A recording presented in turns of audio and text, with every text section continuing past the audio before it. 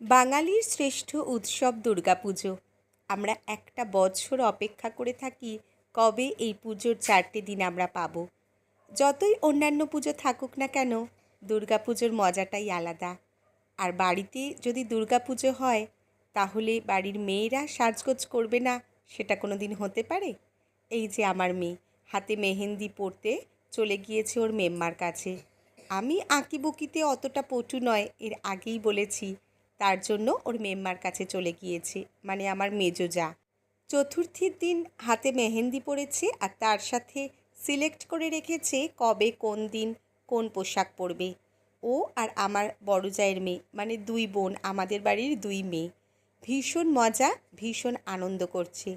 এই যে মেহেন্দি তোলার পর এই যে এটাই হচ্ছে কালার এসছে, ডিজাইনটা কিন্তু দুর্দান্ত হয়েছে।